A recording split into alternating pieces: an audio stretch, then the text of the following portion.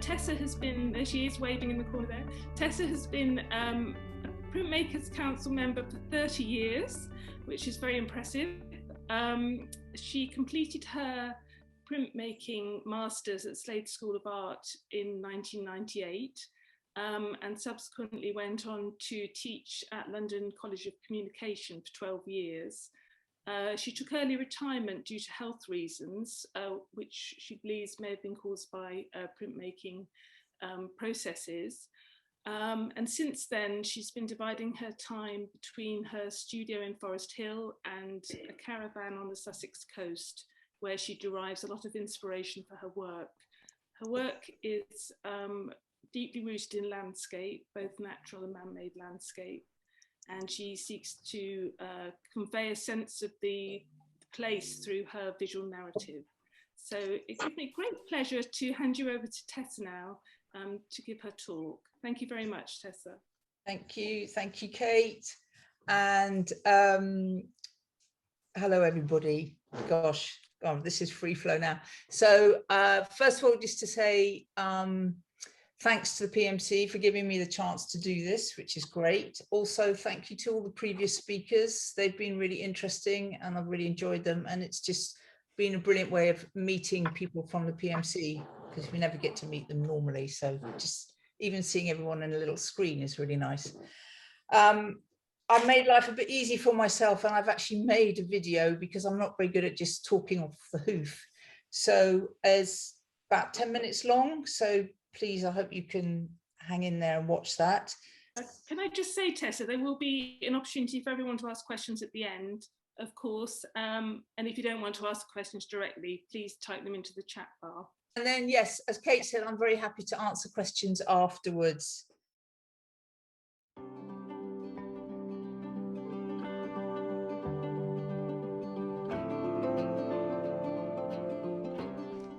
I have a passion for printmaking. I made my first print in 1989 and have been hooked ever since. I've used most processes, but for the last few years I've worked exclusively with non-toxic techniques, including colograph, linocut and relief printing. I also make monotypes using hand-cut stencils.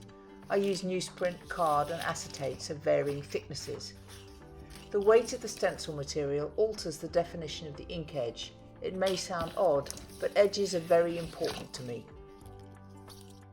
This monotype has been made with hand-torn stencils. I've roughly inked the reverse side and placed the stencils face down on the paper. After running this through the press, I peel the stencils off.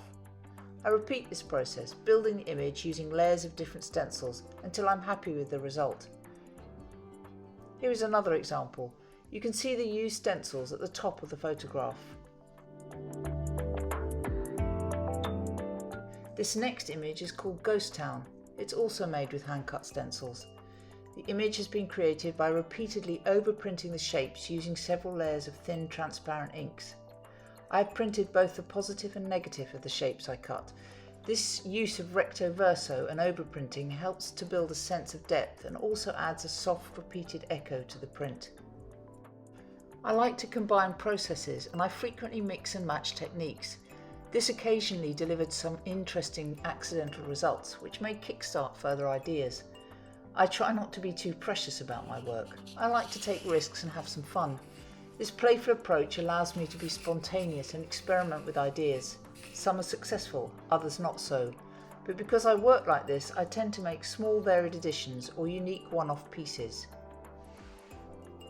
My imagery may feel quite contemporary, but it is rooted in a very traditional subject matter. I'm inspired by the landscape I inhabit, places or spaces that I respond to emotionally. When I view landscape, my eye breaks it up into simplified forms: structure, shape, block, pattern, line.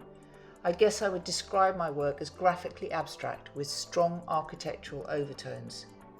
I love how printmaking has given me the tools to build a visual language which enables me to articulate how I see the world. Here is a one-off piece called Ebb and Flow, which I made in response to the land, sea and sky call out. It's made up of 12 individual panels. I've used colograph plates, stencils and a method I call free rolling. This is where I use my rollers to put down random layers of ink and then create the image over the top using stencils or collagraph plates. In this image you can see I've used the edge of the roller to produce the fine white lines. The work is an abstract interpretation of a favourite area of landscape which I frequently walk across. I wanted the piece to convey a sense of movement and progression, so how it was hung was integral to how it was viewed. Close up, the viewer has to physically move along the line of prints to see each plate, while from a distance, in order to absorb the imagery, the eye runs backwards and forwards along the line of sight.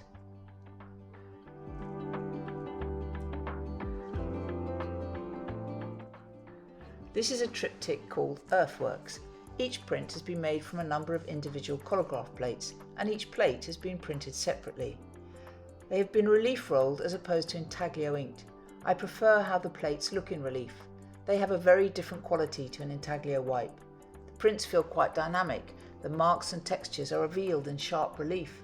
I like the clean lines and the defined edges and white spaces. It all appeals to my graphic sensibility. Here are some of the plates I used to make up this image. I use carborundum, sand, glue and moulding paste to create textures, plus a selection of different tools for finer mark making.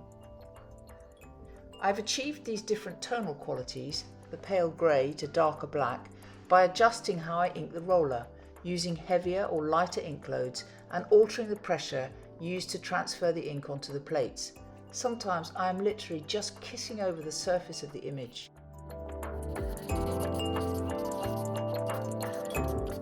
Here's an example of a relief print I made using industrial quality compressed foam board. The material is rigid, easy to cut and inks up beautifully. After drawing on the back, I cut the material, ink up the sections on the front side, reposition the plates ink side down and run the print through the press. I make a lot of prints using this jigsaw method. I find this material works extremely well. I scanned this particular image into the computer, played around in Photoshop, altering colours and adding overlays. I use the computer a lot like this. It's a really useful editing tool. It's quick and painless, and on the computer screen there's no worry of messing up the original print. I can decide where to add a new layer, and once I'm happy I will trace the shape, sometimes directly from the screen, cut a new stencil and go back to the press.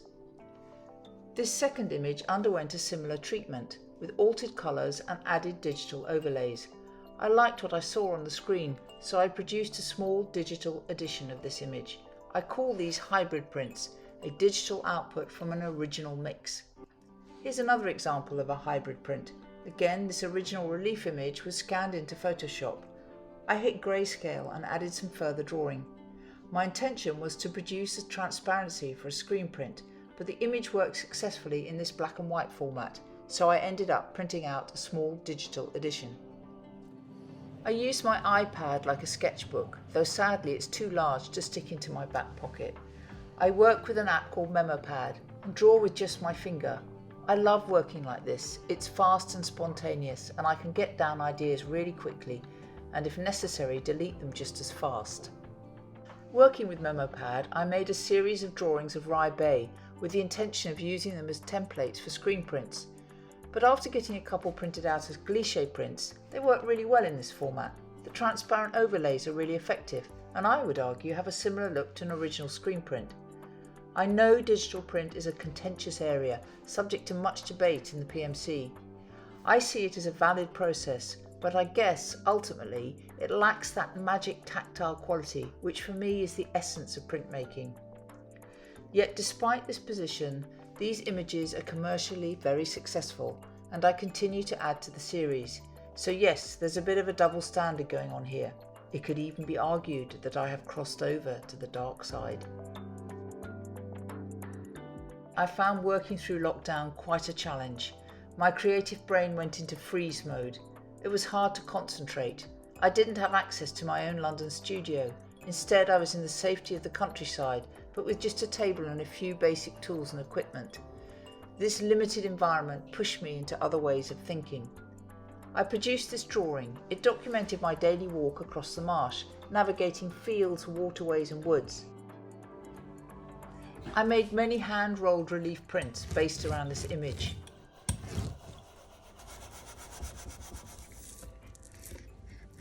I turned these prints into a simple Leporello book. I like the format of the concertina fold. It allows the viewer a level of control, with an ability to manipulate the pages, shifting the perspective and altering the reading of the book. And from these very basic iPad sketches emerged another selection of simple relief prints. Again, these were influenced by this repeated landscape of natural textures, shapes, patterns and contour lines. The fold of a hill, the bend of a river and the boundary of a field. I loved how the tractors were cutting up the landscape with grooves and furrows. I cut a collection of small individual plates using lino and compressed foam board and hand printed each one, building a map of the landscape I was navigating every day. These small plates were all hand printed. I love the quality of a hand burnished print. The accidental marks and the unevenness of ink transfer onto paper all add a characteristic softness to the image. When I eventually returned to my London studio, I continued to make further lino pieces, cutting graphic shapes and patterns that referenced the landscape I had just left. I mounted them onto small wooden blocks which made printing easier. I would spend hours hand stamping these patterns. I found this repetitive process very soothing and meditative. I fell into a kind of Zen zone, repeating the walks and revisiting the terrain that I had grown so accustomed to. I ended up with sheets and sheets of different designs. They felt like paper swatches, reminiscent of 1960s fabric design. In August, the PMC colour call-out snapped me out of this hypnotic state. I made a series of monotypes called "And Still My Garden Grows," a defiant and energetic response to the gloom and despair of the pandemic. As in earlier examples, these prints have all been made with hand-cut stencils, gradually building up the images by overprinting the stencil shapes, offsetting roller marks directly onto the paper, and using different pressures to get an assorted application of colour. These prints were inspired by my summer garden. I'm really fortunate to have this small but wonderful refuge, which has always been a great source of comfort for me. However, you will notice woven among the flower heads are spiky structures which allude to the virus. Despite the chaos it has caused, from a creative point of view, I think the construction of this virus is really rather beautiful. Life is always so full of contradictions. I want to end by saying I think presentation is so important. I find the conventional way of framing, putting work behind glass and hanging things on the wall, can sometimes limit the imagination. I admire practitioners who challenge this status quo. Alas, I tend to be slave to the convention, driven by the expectation of galleries and audience alike. So that's it. One final quick pan around my rather chaotic studio. Thank you for listening. I hope it has been of some interest.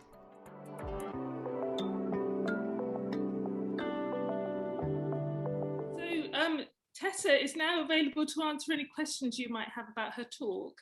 And as I said, if you don't want to ask them directly, if you just type them into the chat bar and I can ask them on your behalf if you'd like to. Does anybody want to start the ball rolling? Alison, you have a question? Yes, Tessa, could you just give us again the name of the iPad app? I didn't quite catch it. Oh, it's called MemoPad. MemoPad. Thank you. There's loads out there. I mean, that's a really basic one, actually. I think a lot of people work with something called Procreate. Yeah, I use that. Procreate. But I don't think it's the finger drawing thing that you did. That looks really intuitive and really good. Yeah, I hate all those pens and stuff, so I just use my finger. So yeah. Excellent film, very well made. Thank you. Thank you very much. Jane has a question. Jane Danielle. Can't hear you, Jane. Can't hear you. Need to unmute yourself. Bottom left of your screen. Yeah. I can hear you now. Start again. I know. So Tessa, first of all, I'm actually also on the committee, but so I want to add my thanks because it was really amazing. Oh, thank you. I think the technique that you've developed is stunning. I mean, I'm stunned by it. I don't know whether I'm ignorant generally, but I'm just amazed that you were able to develop that all by yourself. What, you mean the film? No, I mean your technique, how you put it to a print together. Oh, well, Just interesting. Just been doing it for a long time, I guess. I know, but I think it's very clever to create something like that out of, you know, out of the harm that you incurred from the chemicals and things. And I'm just really impressed. Oh, well, thank you very much. And I've seen your work around the place and admired it, but I didn't connect it up how you did it. Okay, yeah. When you say that, are you talking about working with non-toxic chemicals? Is that what you're referring to? No, I'm referring to what you produce, the actual images that you managed to create. I mean, you have the black and white sediments, the different layers of, what's that one called? That was Earthworks. Yeah, that was just I love that. Colograph plates and playing around with colograph plates. And I prefer to ink, as I said, I don't know if you heard it, but I prefer to ink up relief as opposed to intaglio. I just prefer the finish of the image when you print it. Yes, well, I've come across that Earthworks one. I don't know whether it was when I was on the website or something, but I'd seen it before and really liked it very much. But I didn't know how you put it together, and it's really nice to know. Great. Okay. Not really a question, just a compliment. All right, thank you very much. I'm very happy with that compliment. You are getting lots of compliments, Tessa, in the comments bar. Everyone says, thank you very much for such a wonderful talk. You're very generous in describing your technique. And that's from Claire O'Hagan. Sally Tyree says, thank you very much for the talk and film. I love the more minimal stamps that you made during lockdown and then utilised as large repeated pieces. And then somebody else who just says iPhone, a great talk, thank you for sharing. And then she says, did you say you use compressed foam board for your hand cut stencils? Yeah. No, hand cut stencils. I use newsprint, normally newsprint, because I really like the fineness of it. I've got some here. This is the compressed foam board. That's just a green cover and it's quite hard. And I use that mainly as a kind of base plate and then roll ink onto that and then put my stencils on the top and the paper on top of that. V. John says, super film, Tessa, thank you. Do you use dampened paper? No. Well, No. Does that depend if you're using the relief method of inking or use dampened paper? To be fair, if I'm doing, I don't know, if I'm doing a dry point, which I very rarely do these days, yeah, sometimes I will use dampened paper, but if I'm doing anything relief, I'm always using dry paper, always. I suppose I cut myself, I try and make life easy for myself. And so no, the answer is mostly I use dry paper. Yeah. Great. Ross Morley says, thank you, Tessa, very generous in sharing so many details of how you make your prints. Lovely work, a great talk. Thank you, Ross. Michelle says, great presentation of your work. Could you say a little bit about where you show the work and your approach to this aspect in terms of and then she's put inverted commas, commercial application? I think you mentioned that in your... Yeah, well, I have this studio behind me and in front of me, which you can't see, but that's in Havelock Walk in Forest Hill. And twice a year we have open studios. So that's a way for public to come to the studio and see my work. Unfortunately, we haven't had it for the last year because of you know what. So there's been no open studios. I put work on Instagram and I did something called the Artist Support Pledge. So I suspect some people have done that. I have a gallery that sells my work in Rye because it's very much based about Rye. So it's the Rye Art Gallery that take my work. I also have work with Contemporati, I know. Yes, yeah. that's right. Yeah. And they took some of my work quite recently, which hasn't not weirdly, but hasn't done that well. It's the same stuff that's for sale at Rye, which they sell quite well. So I'm a bit lazy because I don't teach anymore. I need to sell work. So there is that point in me. I am quite driven to try and find somewhere to actually sell the work, but I'm a bit lazy about it, so I need to do more. Find more outlets, and you know, I mean, occasionally you can sell through PMC. Actually, yes, that's been great, but it's not regular enough really for me. So, you know, that's always a bit of a. Has that answered somebody's question? I forgot who answered it. Yes, it has. Yeah, that's great. That was Michelle asked that question. Has that answered you, Michelle? I hope so. I wonder if you could talk about your technique as well, and how you, thank you very much, Tessa, for this talk, but how you achieve this extremely subtle layers. Do you add a lot of extender or white to it? How do you achieve this incredible subtle layers? Are you talking about the black and white prints? No, I'm talking about just generally the prints. I'm not talking about the digital prints, obviously, but I'm talking about the jigsaw, the you know, sort of jigsaw method, which I find fascinating as well. But this, it sort of seems to be so ethereal. Yeah, it's very much about the feel of how much ink you're putting on a plate. It's all, you know, I've learned over the years, a lot of it is about kind of sound and feel as you're inking up your plate. And sometimes I'll ink a plate and print it once and discard that because I wanted a lesser ink, you know. So in fact, I've just been doing some stuff today that the first 2 or 3 prints were no good for me. I knew they wouldn't be because the ink was too heavy, but when it finally gets to something very thin and pale, and then it starts to work. So it's talking about kissing the paper on something, yeah, which I love. Well, you just literally, you hardly put any pressure. So it's about pressure. Yeah. Pressure is really important when you're rolling. It's about how much you actually charge your roller with ink. And then sometimes you just have to be brave and discard something if it looks too heavy. I'm often, even now, I think, oh God, I put too much ink on that. It's too dark, it's too heavy. So it's because I try and make it, I want it subtle really. And then you can start overlaying and getting transparent, you know, the transparency is working. Great, thank you. Does that kind of say it? Good. Quite a few more questions in the comments here. One person asking, I hope I haven't already asked this one, what was the material you incised into? It looks like a good alternative to lino. Yeah, it is. It's great. It's cheap. This is the compressed foam board. Oh, okay. So it's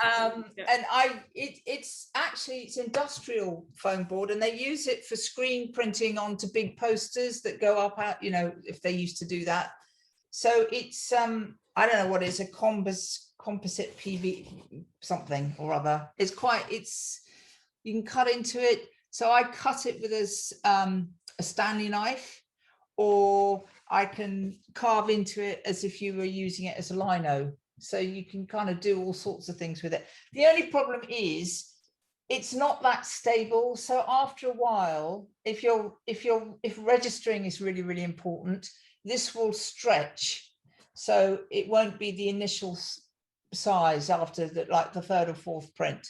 So if that's a problem for you, it's not a problem for me. I like, okay, yeah, I'll do that and shift it around. So it's okay, but it could be a problem for some people.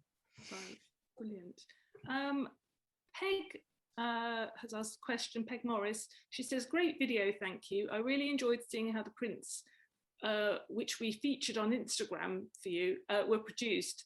Can I ask whether all your prints are unique, or do you produce editions other than your digital editions?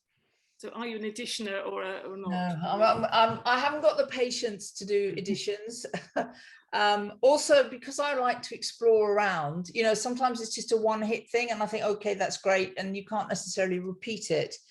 I do, if I'm doing the jigsaw prints, for example, with that compressed foam board, then I can make small editions, like up to 10, I guess I will do. But I often feel I'm almost like more like painting with my rollers rather than printmaking. Well, I am printmaking, but you know, it has, because there's so many one-off things that I do. or I do work at the moment. I'm working a lot with monotype. Is it monoprint, monotype? But they tend to be monotypes, literally one of something, one off, you know. So that's a roundabout way of asking a question. Is no, I don't really make editions.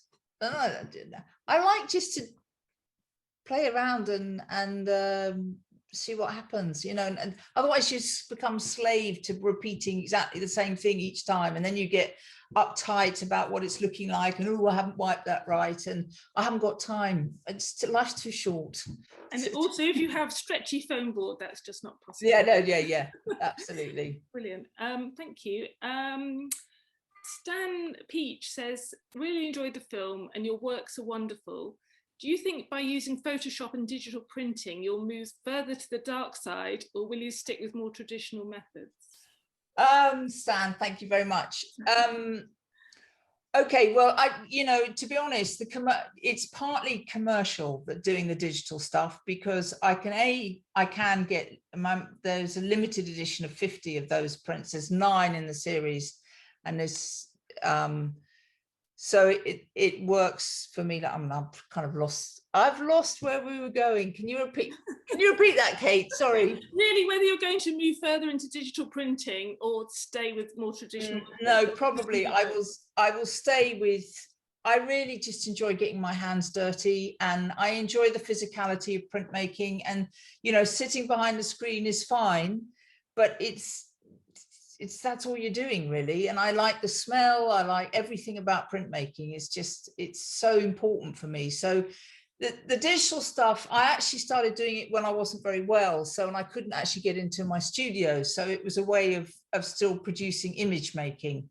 And a friend of mine actually saw them and said, oh, you should try and get one of those printed. And so that's what I did. And then I did think I was going to make screen prints from them, but I didn't get to the screen printing place. And then when I saw them, I thought, well, they don't need screen printing. They're all right as they are, I thought. And so that's why I did that. Yeah. I think you've answered, sorry, someone was asking a question. Who's that? Me. Stan. I asked that question. That was very tongue-in-cheek, Tessa. Well, it was a very serious answer I gave you. I think you've answered the next question as well. Fiona has asked a similar question. She says, the digital process and non-digital is different. You talk about the feel of the inking up. How do you reconcile both processes? Is it still an organic process? Well, the digital, no, it's not. It becomes, but if I do what I call the hybrid print, which is, you know, I make maybe a jigsaw print or something, scan it into the computer, and then work on top of that. That has a kind of mix of both things. Yeah. But no, it's you know, it's just, I open my studio door and I just smell everything, and it's just so nice. I need it. It's like a hit. So Sinclair Ashman says, brilliant talk, Tessa. So interesting. I love your experimental approach, particularly in the way it resolves into beautiful and refined results. Bravo. So I think that's a big round of applause. Thank you. Thank you, Sinclair. Yes. That's very nice coming from you. Lovely work. I really enjoyed your work. So he also has a question, but probably we've sort of answered this as well. Does the foam board deteriorate over time, limiting the number of prints that can be made? So I think you may have except actually it's not foam board, because it's quite, I keep showing this, it's quite hard. So it probably gets a bit brittle.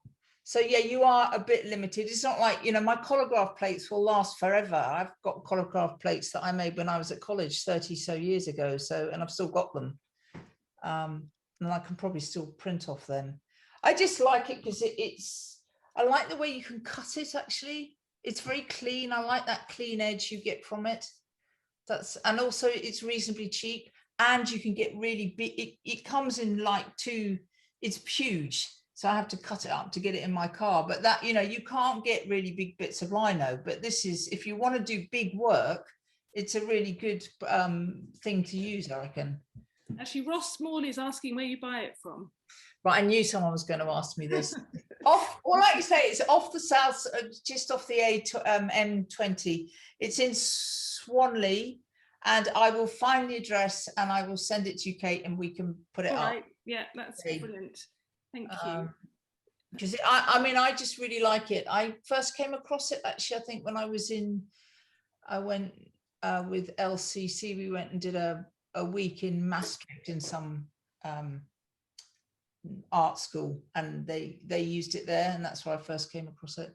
Very good. Yeah. I think it's Teresa asking this one. What are your preferred inks, and are they based? Yeah, okay, right. So the inks I use, I've gone through loads of them, and I've end up using something called Hawthorn Printmakers ink. I don't know if anyone's come across Hawthorn. Yeah, that's good. They are my absolute favorite. I love them. I also really like the guys who work there. They can chat with them on the phone, and they're really, really helpful. So is it oil-based or water-based, the one you use? Well, I think it's called Stay Open. I think they're probably oil-based, but you can clean them, and I try not to use any chemicals, so I clean them with, they have a sort of citrus kind of washy thing, and water, spray them with water, and they wipe up. Not if you leave them on the glass for too long, then you're scraping really hard.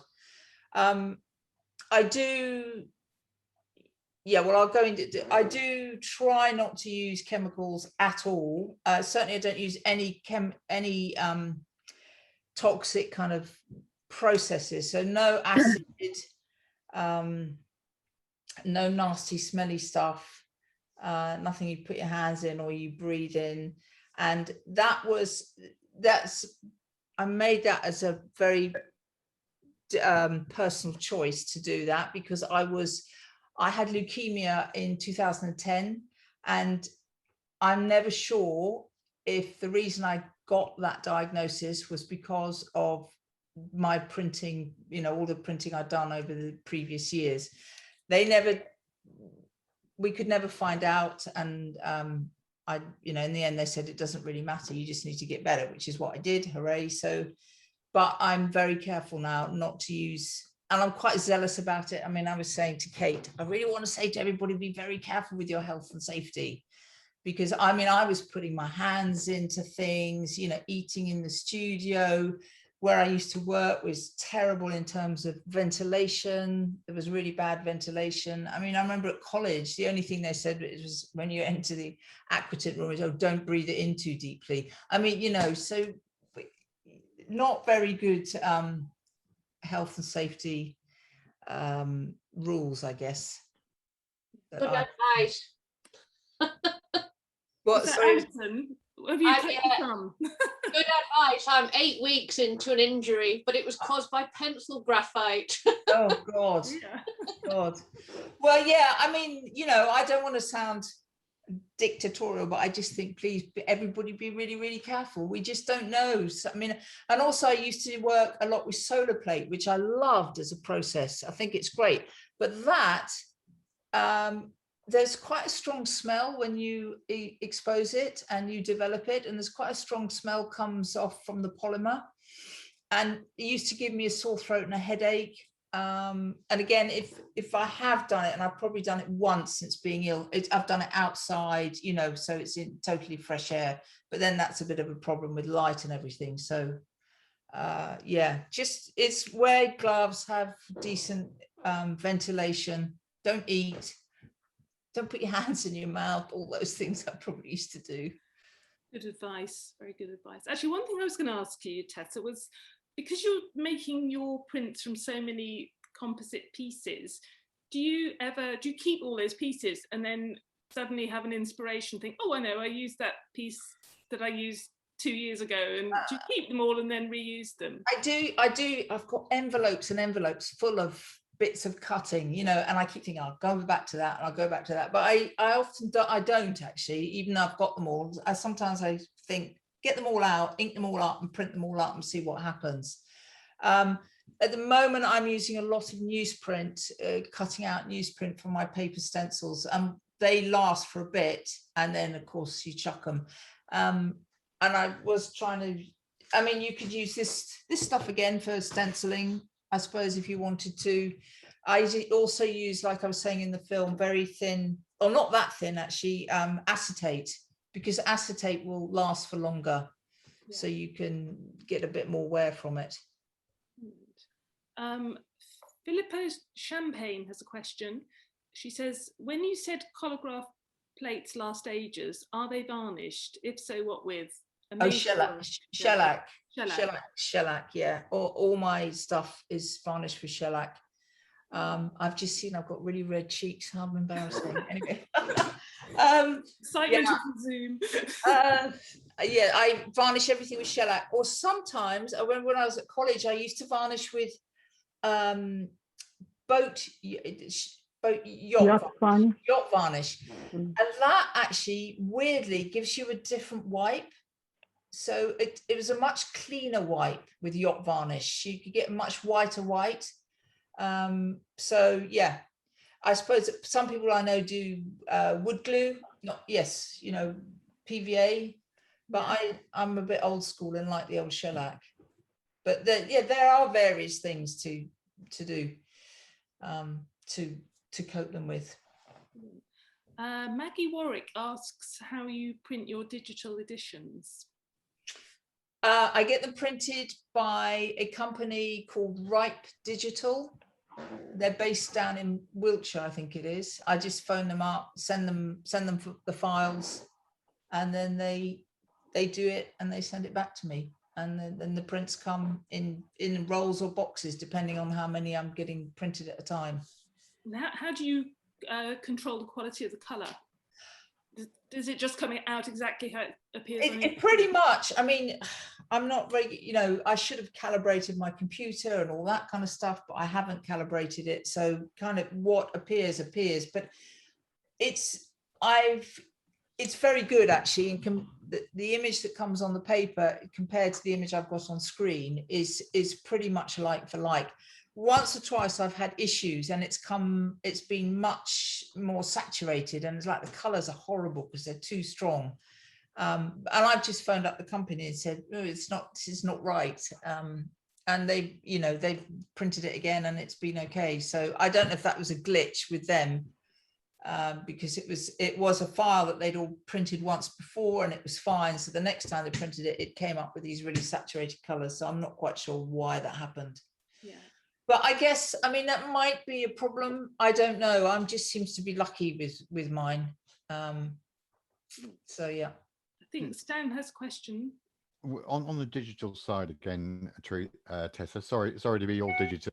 Are they all G-clay prints that you have done? Yeah, they are.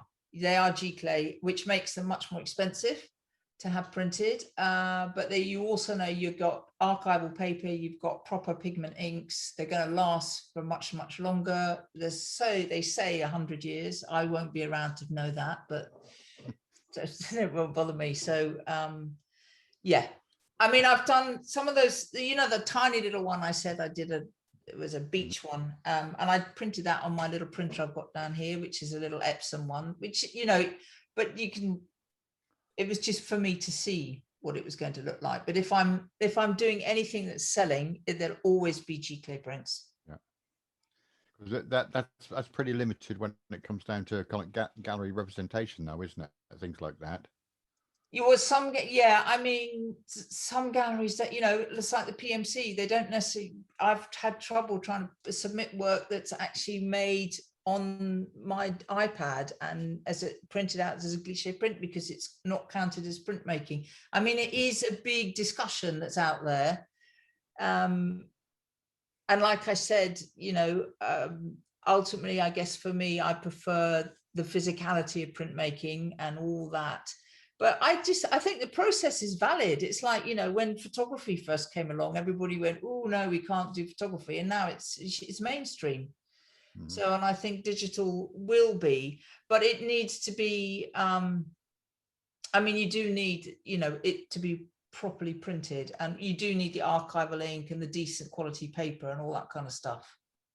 I mean, I don't know what anybody else thinks, because I know I've clashed heads with people before. I'm all for it. Oh, you're great. Yeah, I'm all for it. So And actually, on the topic of galleries and things, Tessa, did you want to talk a bit about? You said you'd like to try and move away a bit from just hanging your work on a wall, and I know this is something Sinclair talked about in his talk as well. I just wondered what you have your books that you've made.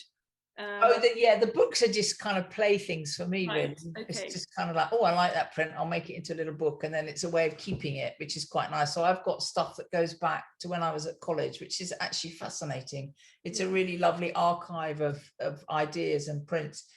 Yeah, I mean, the piece that I made for the Land, Sea and Sky piece, I don't know, I think probably nobody could hear that, but that was, they were in frames, but they weren't behind glass. So I got one little step from that. And then another thing I do is these ones, which this is just on the wall because that's what and that is dry mounted onto MDF. Right. And then I build it up at the back, and then it just hangs like that. So, but I was always really impressed, well, not always, but when Sinclair did your talk, I mean, I love those. I love the folding of the paper, and I was like, oh yeah, I need to be able to, you get into a groove, and it's quite hard to step out of that and do something different. So just making these things and not having them in frames and hanging on the wall is kind of as far as I've got, really. Do you ever turn them into sculptures or anything like that, or 3D pieces or anything? Or... No, I should do, but it's like I was saying, it's quite hard to push yourself into a different position. I really struggle with that. Even though I really want to do it, it's like, oh, how am I going to, do this? So, I thought at one point of just doing something actually with the colograph plates and making those kind of 3D, so you've got something to look at, but I haven't done that yet.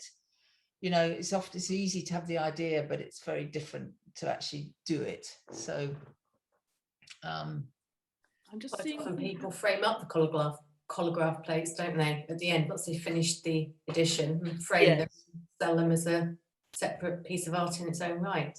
Yeah, they do indeed. I mean, they're very beautiful things, colograph plates, actually. I mean, I often prefer them to the actual print. I think, oh, the plate looks lovely. So but I've got a box full of stuff, and sometimes, like you asked earlier, Kate, I might go and find a colograph plate that I think, oh, there's a texture on that plate that I know will work really well for what I'm looking for. So that's quite, I do that, I guess. Yeah. Actually, one more question I have, and I can't see anyone else waiting to ask a question, so I just asked one more.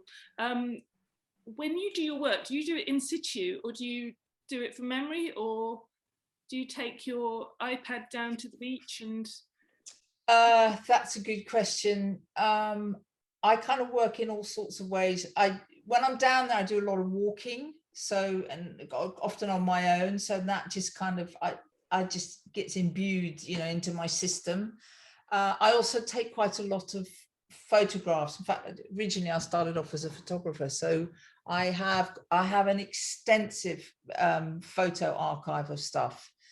And I will often look back at those, and that will give me an idea of, something, the shape of something that I want. And mostly it's just there in my head. It's how it's made me feel, and I just will recall that, and then I will put the work down. Does that make sense? Yes, it makes sense to me. Yeah. Brilliant, thank you. Does anyone else have, there's lots of very, everyone's really loved your talk, Tessa, and there's lots of lovely comments in the chat that you'll be able to see afterwards. I just wondered if anyone else has a question. I can't see anybody else waiting to ask a question at the moment. So I think, just to let everybody know, this will be on YouTube, well, fairly shortly. Teresa has to edit the video after we've recorded it, so it'll be in a couple of weeks or so. That'll be up on YouTube, so there will be a chance for everyone to see it again. And I think, and on the website. And on the website, of course, Jane. Yeah, that's right. And all the other talks are on the website as well. Yes, so if you've missed any of the previous talks, you can always catch up with them there. So Thank you so much, Tessa. You were so generous with your information and your process and explaining how you work. It's just really kind of you to share that with all of us. And I'm sure we've all found it very inspiring and probably given us lots of ideas for our own work going forward. Probably making us all feel like we've been a bit lazy compared to you, actually. So thank you. Oh, no, I don't know how everyone else has found it, but lockdown has been really tough. I mean, you know, some people have gone, whoa, fantastic, I've made loads of new work, and I've just shut down, and it's been quite a push now. I'm just kind of slowly trying to get some new stuff out, and I found it really hard. Yeah, it's a self-motivation, isn't it, to just it is self-discipline, self-motivation, you know. Thank you. You seem to have done a great job as far as we can see. So if you could all unmute yourselves, then we can give Tessa a big round of applause to say thank you. Thank you, Tessa. Brilliant. Tessa. Thank you. Great. Thank you. Thank you. But thank you all for coming along and listening, and for your questions. Sorry, I'm a bit gobbledygook when I'm answering, but it must be my hot cheeks, I think. Excellent.